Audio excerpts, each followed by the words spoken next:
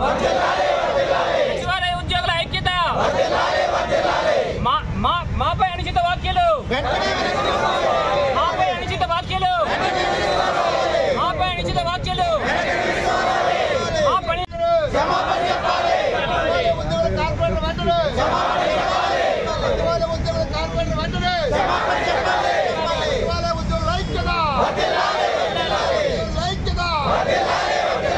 cell ఫోన్లు అందరూ పైకెత్తా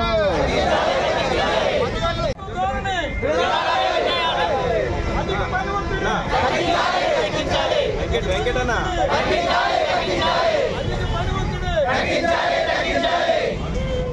సచివాలయ ఉద్యోగుల ఐక్యత